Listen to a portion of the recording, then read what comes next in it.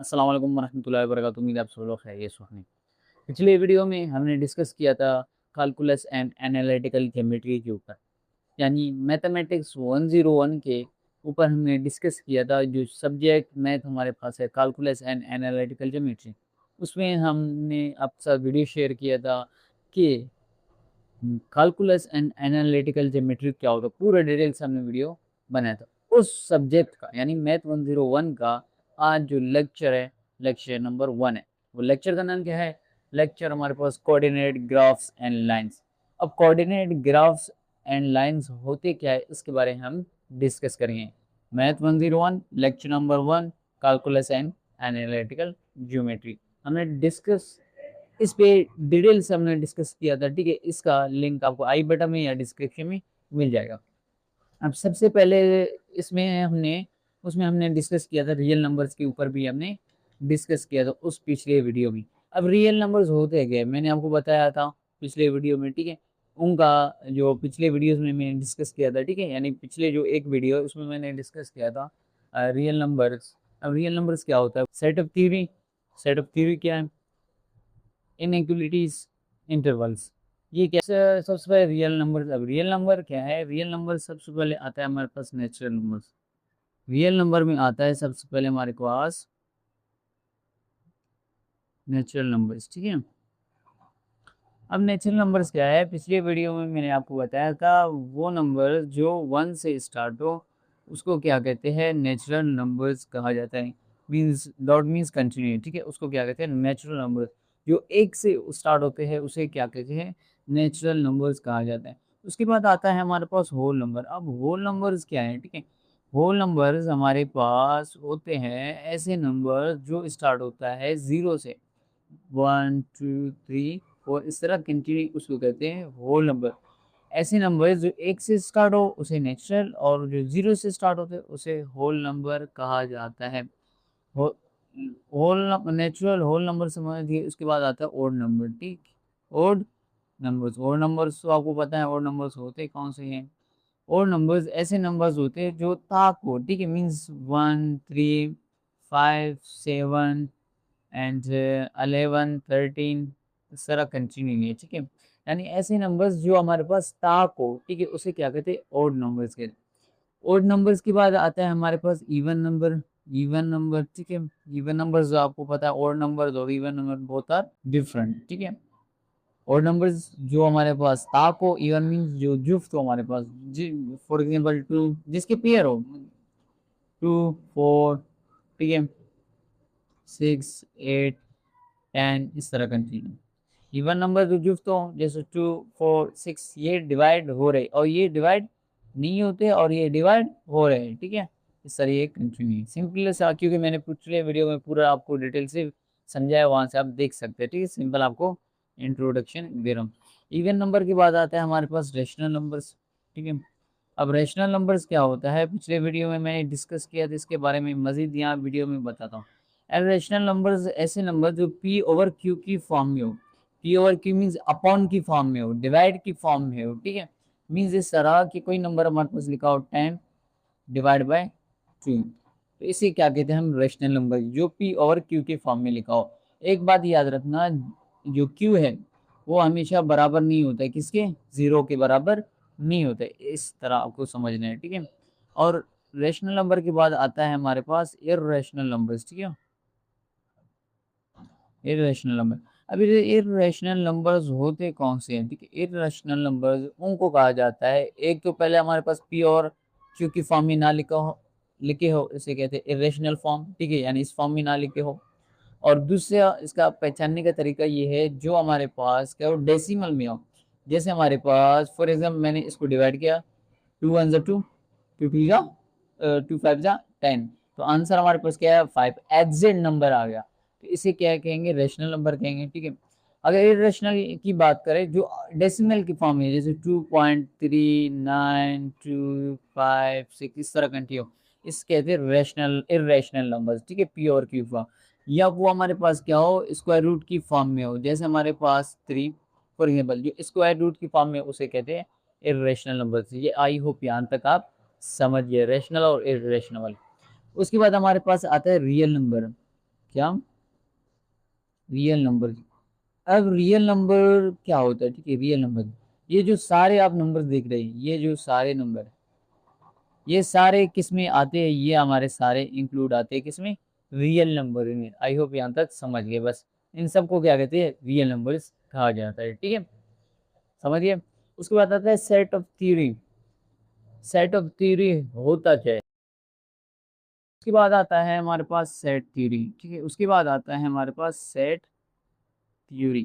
अब set theory क्या है, पहला हमारे पास टॉपिक कवर हुआ और दूसरा हमारे पास सेट थ्योरी। अब सेट थ्योरी होता क्या है, सबसे पहले आपको ये समझना है कि सेट आया कहाँ से, इसके जो सेट का फाउंडर वो कौन है। सबसे पहले आपको ये समझना है जो सेट का फाउंडर है वो कौन है हमारे पास, जॉर्ज कैंटोर। जॉर्ज कैंटोर हमारे पास फादर ऑफ किसके, सेट है, ठीक है, ये आपको समझना है, फाउंडर है इसके, है, ठीक है।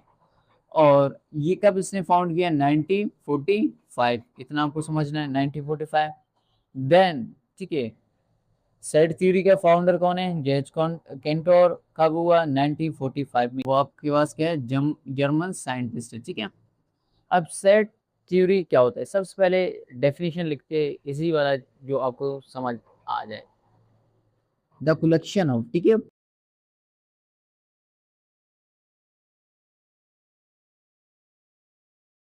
आपको क्या समझना है, इतना समझना है कि सेट थ्योरी क्या है, the collection of distinct and well defined objects called set, ठीक है। कलेक्शन मीन्स, ये जो वर्ड कलेक्शन है इसका मतलब क्या है, कलेक्शन का मीन्स मजमुआ। सबसे पहले वर्ड्स की हम मीनिंग समझते हैं, उसके बाद सेट को समझते हैं। कलेक्शन मीन्स मजमुआ, उर्दू में क्या होता है उसके, मजमुआ। डिस्टिंग मीन्स मुख्तलिफ, ठीक है, क्या होगा हमारे पास, डिफरेंट भी कह सकते हैं, मुख्तलिफ भी कह सकते हैं, ठीक है। वेल डिफाइंड का क्या मतलब, जिसमें हमारे पास एडजेक्टिव ना हो, जिसमें एडजेक्टिव ना हो उसे क्या कहते हैं, सेट कहते हैं, ठीक है। मीन्स कैसे, अब मैं मजीद आपको समझा रहा हूँ, ठीक है। पहला हमारे पास कलेक्शन, कलेक्शन मीन्स मजमुआ। मिसाल वो सेट हमारे पास क्या होता है, कप्स का भी हो सकता है, वो हमारे पास मार्कर का भी सेट हो सकता है, वो हमारे पास गिलासेस का भी हो सकता है, वो हमारे पास व्हाइट बोर्ड का भी कलेक्शन हो सकता है।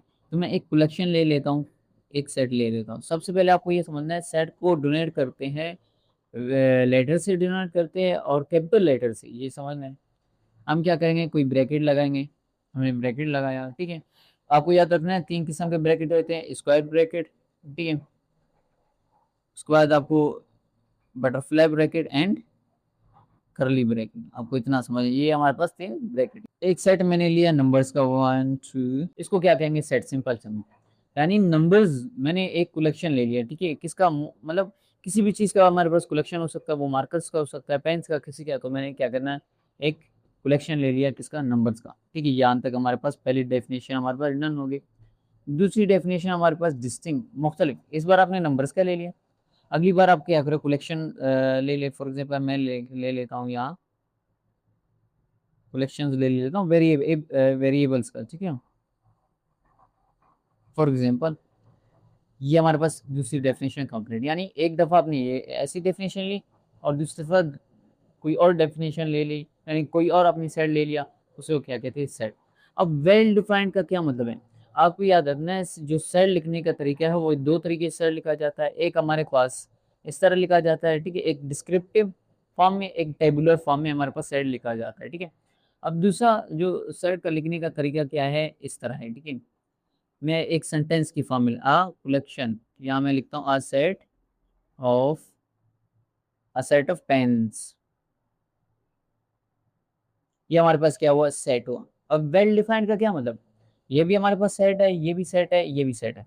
एक और मैं सेट ले लेता हूँ, ठीक है, एक और मैं सेट ले, देखिए मैंने 4 सेट लिए हुए हैं, ठीक है, 4 सेट लिए, समझना है आपको सेट। आप सेट समझ के बाकी सारी चीज़ें समझ जाएंगे, ठीक है।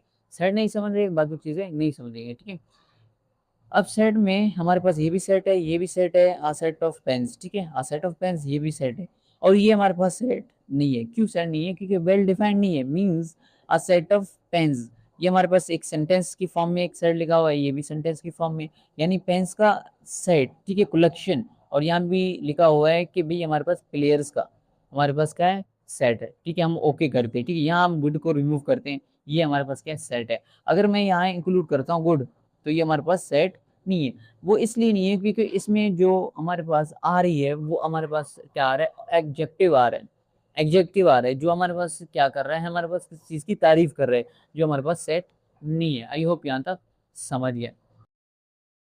अब सेट ऑफ सबसेट क्या है, ठीक है, दो सेट ले लिए, एक सेट ये ले ली मैंने, ठीक है, एक सेट दूसरा सेट मैंने ये ले लिया, ठीक है।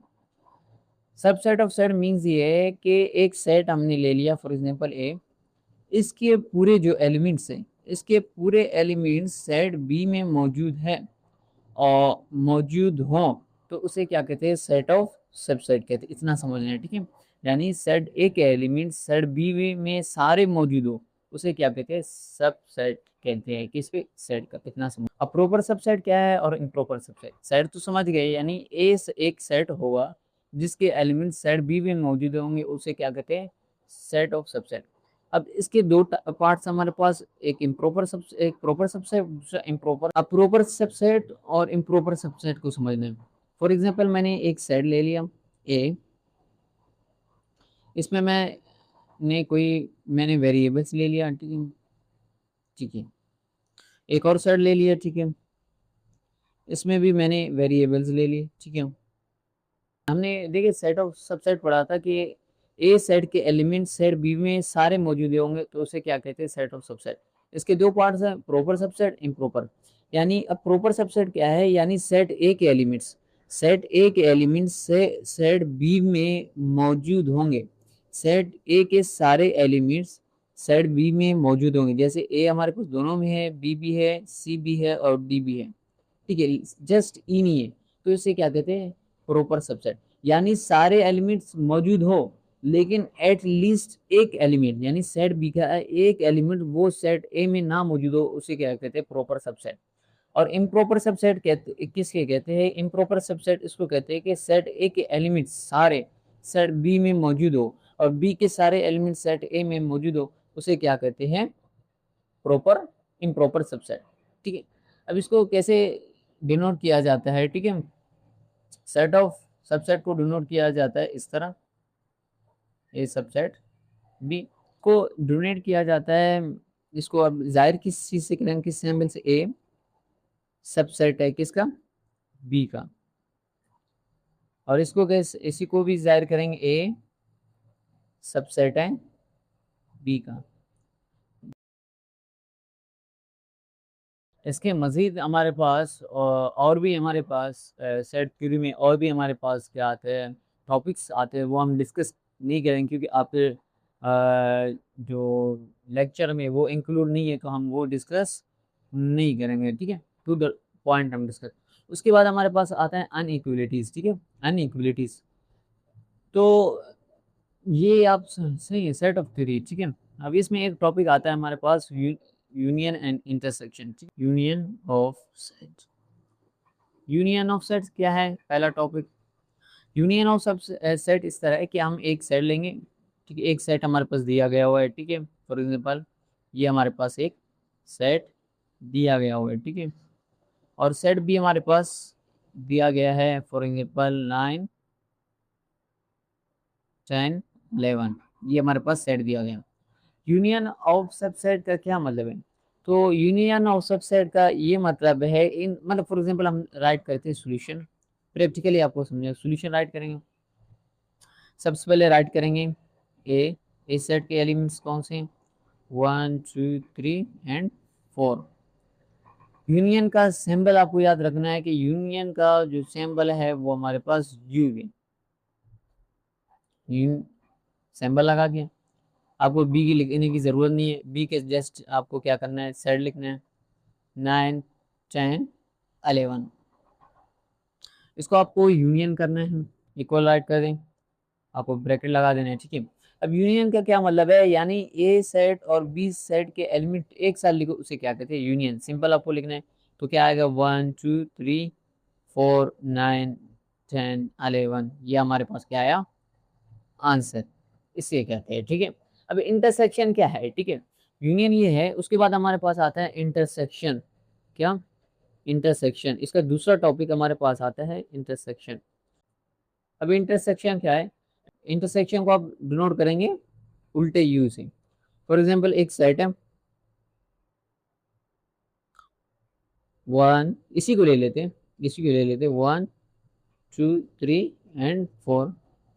बी सेट हमारे पास क्या है, 9 10 11, ठीक है। अभी इंटरसेक्शन कैसे करें, वही प्रोसेस है जैसे उसका प्रोसेस। इंटरसेक्शन में फर्क ये होता है, यूनियन में क्या होता है, हम सारे सेट को एक साथ लिखते हैं। इंटरसेक्शन में ये देखते हैं कि जो चीज़ इन दोनों में कॉमन आ रही है, जो चीज़ इन दोनों में कॉमन आ रही है उनको हम क्या करेंगे, लिखेंगे। अब इन दोनों में क्या है, 1 यहाँ अवेलेबल है या नहीं है, 2 भी अवेलेबल नहीं है, 3 भी अवेलेबल नहीं है, ठीक है। या मैं जस्ट पुट कर लेता हूँ, यहाँ मैं जस्ट पुट कर लेता हूँ 4, ठीक है। यहाँ 9 10 एंड 11। अब देखिए 1 यहाँ अवेलेबल है, यानी अगर अवेलेबल होता है तो हम 1 राइट करते, अगर 2 यहाँ है, यहाँ अवेलेबल होता, ठीक है, तो हम क्या करते 2 राइट करते, लेकिन अवेलेबल नहीं है, ठीक है। 3 भी अवेलेबल नहीं है, 4 अवेलेबल है तो हम 4 राइट करेंगे। 4 के बाद 9 यहाँ अवेलेबल है, यहाँ नहीं है, 10 अवेलेबल है, दोनों में नहीं है, तो हम क्या करेंगे, उनको राइट नहीं करेंगे। जो दोनों में रिपीट हो रहे हैं उनको एक दफ़ा लिखेंगे, वो इंटरसेक्शन हो गया होगा, ठीक है। यूनियन में एक साथ लिखेंगे, इनको जो कॉमन आ रहा है इंटरसेक्शन में उनको लिखेंगे, ठीक है। यूनियन को यू से डिनोट करते हैं, इंटरसेक्शन को उल्टे यू से। अब हमारे पास रियल नंबर भी हो गया, सेट थ्योरी होगा। अब इनइक्वलिटीज, इनइक्वलिटीज होते क्या है, ठीक है। अब अनइक्वलिटीज होता क्या है, ठीक है, अनइक्वलिटीज सिंपल सा टॉपिक है। अब अनइक्वलिटीज का क्या मतलब है, जो इक्वल ना हो, जो, अब देखिए इक्वल का क्या मतलब, बराबर, मींस इक्वल का मींस क्या है, टू यहाँ राइट है तो यहाँ भी राइट हो, इसे कहते हैं इक्वल, बराबर है। इसी तरह मींस दो चाइल्ड है, एक फादर ने एक चाइल्ड को 100 रुपीज़ दे दिया, अगले चाइल्ड को भी 100 रुपीज़ दे दिया, ठीक है। या एक चाइल्ड को 34 रुपीज़ दे दिया, अगले चाइल्ड को भी 34 रुपीज़ दे दिया, इक्वल, तो इसे कहते हैं इक्वल। अगर एक चाइल्ड को 34 रुपीज़ दे दिया, दूसरे को 10 रुपीज़ दे दिया, ये हमारे पास इक्वल नहीं हुआ, अनइक्वल हुआ, ठीक है। इस तरह आप समझ सकते हैं। तो अनइक्वलिटीज क्या होता है मैथ में, मीन्स फॉर एग्जांपल 10 एक सेट है, ठीक है। इसमें याद रखना इक्वल का जो हमारे पास, जो इक्वल का जो हमारे पास सिंबल होता है इस तरह होता है, वो आपको पता है, ठीक है। 10 इक्वल है इसके 10 के, फॉर एग्जांपल दोनों बोथ आर सेम, तो ये हमारे पास क्या हुआ, इक्वल। अनइक्वल क्या होगा, अगर मैं यहाँ राइट करता हूँ 5 तो यहाँ राइट करता हूँ 2, ये क्या है, इक्वल नहीं है। समझ गया, आई होप यहाँ तक समझ गया, ठीक है। अब अनइक्वलिटीज को मजीद डिटेल में हम समझने की कोशिश करते हैं, ठीक है। फॉर एग्जाम्पल मैं यहाँ राइट करता हूँ 10 और यहाँ राइट करता हूँ 20।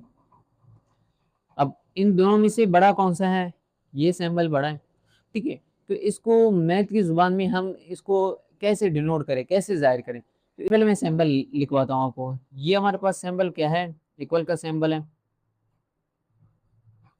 ये हमारे पास क्या है, ग्रेटर का सिंबल है। ये हमारे पास लेस देन का, ये हमारे पास क्या है, लेस देन और इक्वल टू। और इस सिंबल का क्या मतलब है, greater than and equal to, ठीक है। ये आपको सिंबल्स हमेशा याद रखेंगे, ये सिंबल्स आपको काम देंगे, ठीक है। इन 10 और 20 में डिफरेंस क्या है, 10 20 बड़ा है, 10 छोटा है। इस सब में सिंबल में से कौन सा सिंबल लगा दूंगा, ये सिंबल लगाऊंगा, हरगिज नहीं, क्योंकि हमारे पास क्या है, ये ग्रेटर का सिंबल है। अब ये 10 हमारे पास ग्रेटर है 20 से, ये पॉसिबल है, इम्पॉसिबल, ये पॉसिबल ही नहीं। तो इसके लिए सिंबल कौन सा लगाऊंगा, ये सिंबल लगाऊंगा, ठीक है, ये सिंबल मैं लगाऊंगा। 20 क्या है, ग्रेटर है किससे, 10 से, ये डायरेक्शन ही शो कर रहा है, ठीक है, कि 20 हमारे पास क्या ग्रेटर है किससे, 10 से। मैं इसी तरह राइट करता हूँ, ठीक है, सॉरी, लेस देन है किसे, 10 से। मैं यहाँ राइट करता हूँ फॉर एग्जांपल 34, जो मेरे चैनल का नाम है, 34। 34 ग्रेटर है, 34 ग्रेटर है किससे, 22 से। ये जो 34 है वो ग्रेटर है किससे, 20 से। क्यों, वो इसलिए क्योंकि ये हमारे पास बड़ी अमाउंट है, ये छोटी अमाउंट है, तो इसलिए हमने कौन सा सिंबल लगा दिया, ग्रेटर का। इसी तरह मैं यहाँ राइट करता हूँ 20, यहाँ भी राइट करता हूँ 20, तो इसके लिए कौन सा सिंबल आएगा, ये सिंबल आएगा। इसी तरह less than and greater than, for example मैं ले लेता हूँ ये इसी अमाउंट को ले लेते हैं, ठीक है। ये जो अमाउंट है इसका मतलब है कि ये बराबर भी है और इससे कम भी है, क्योंकि ये प्लस में है और ये माइनस में। इसी तरह अगर मैं ले लूँ, इसको रिमूव कर लेता हूँ, ठीक, इसको मैं ले लेता हूँ माइनस में और इसको ले लेता हूँ प्लस में, तो ये सैम्बल हमारे पास चेंज होगा इस सैम्बल में, ठीक है। एक तो ग्रेटर भी है और लेस देन भी है, आई होप समझ गए ना, यानी ग्रेटर भी है और बराबर भी है, ये हमारे पास सैम्बल हो गए। अब लास्ट जो हमारा टॉपिक आता है इंटरवल्स। अब इंटरवल्स होते क्या है, अब लास्ट में जो आता है हमारे पास इंटरवल। अब इंटरवल क्या है थोड़ी, अब इंटरवल क्या है, फॉर एग्जांपल मैं एक ब्रैकेट मैंने एक अमाउंट ले लिया 2 and 3, आपको समझना है इसको क्या कहेंगे, ओपन इंटरवल, ठीक है, ओपन इंटरवल। और इसको क्या कहेंगे, क्लोज इंटरवल। वो इसलिए क्योंकि जब भी ये आपके पास इस फॉर्म में कोई ब्रैकेट लिखा हो, उसके अंदर कोई भी हमारे पास क्या नंबर लिखा हो, उसे क्या कहेंगे, क्लोज इंटरवल। जो इस तरह लिखा हो स्क्वायर ब्रैकेट में, उसे क्या कहेंगे, ओपन इंटरवल। बस पहले इतना समझना है आपको, ठीक है। अब इंटरवल होता क्या है, ठीक है, इंटरवल होता क्या है, मीन्स ये हमारे पास एक अमाउंट है। इंटरवल का मतलब ये है कि एक ऐसा अमाउंट जो क्या हो 2 और 3 के दरमियान में हो। एक अमाउंट है, फॉर एक अमाउंट है जो 2 और 3 के दरमियान हो, वो हमारे पास अमाउंट 2.2 हो सकता है, वो हमारे पास 2.15 हो सकता है, वो हमारे पास 2.18 हो सकता है, वो 2 पॉइंट हमारे पास 99 हो सकता है, लेकिन वो 3 नहीं हो सकता, ठीक है, और ना वो 2 हो सकता है। इतना आपको समझना है, यानी 2 और 3 के बराबर वाले अमाउंट को क्या कहते हैं, इंटरवल कहते हैं, ठीक है। आई होप समझ गए। वैसे एक मैं लाइन ड्राई करता हूँ, ठीक है, इस लाइन को क्या कहते हैं, ठीक है, इस लाइन को क्या कहते हैं, इस लाइन को कोऑर्डिनेट लाइन भी कहते हैं। यानी इसके इस साइड वाले, ये यहाँ हमारे पास 0 है और इसके इस साइड वाले नंबर हमारे पास क्या है, पॉजिटिव में है, और इसके इस साइड वाले नंबर हमारे पास क्या है, नेगेटिव में है, ठीक है। समझ जाने के लिए कह रहा हूँ, ठीक है। ये इस लाइन को क्या कहते हैं, कोऑर्डिनेट लाइन भी कहते हैं और हमारे पास इंटरवल लाइन भी कहते हैं। फॉर एग्जांपल 2 और 3 के बराबर में जो अमाउंट है वो कौन से हैं, फॉर एग्जांपल ये हमारे पास अमाउंट है 2 पॉइंट, मैंने लिया 2, तो ये हमारे पास 2.2 पे है, इसे 2.15 को ये है, इस तरह यहाँ से इन दोनों के बीच में, इन दोनों के बीच में जो अमाउंट है उसे क्या कहते हैं, इंटरवल कहते हैं। इतना आपको समझना है। आई होप आपको कैलकुलस एंड एनालिटिकल ज्योमेट्री का पहला टॉपिक आपको आई होप समझ आ गया होगा, और अगर आपको लेक्चर अच्छा लगा होगा और आपको मज़ीद मैथ 2.2 पे या CS सब्जेक्ट्स पे या किसी और सब्जेक्ट पे आपको लेक्चर चाहिए, आप कमेंट में हमें कर सकते हैं। हम स्लोली स्लोली वो सीरीज़ आपके लिए लाते रहेंगे। अगर आपको वीडियो इन्फॉर्मेटिव लगा हो तो काइंडली हमारे चैनल को सब्सक्राइब भी करें, लाइक भी करें, कमेंट भी करें और दोस्तों के साथ शेयर करें, ताकि ऐसे इन्फॉर्मेटिव वीडियोज़ आपको बर वक्त मिलते रहें। मिलते हैं नेक्स्ट वीडियो में, तब तक के लिए अल्लाह हाफिज़।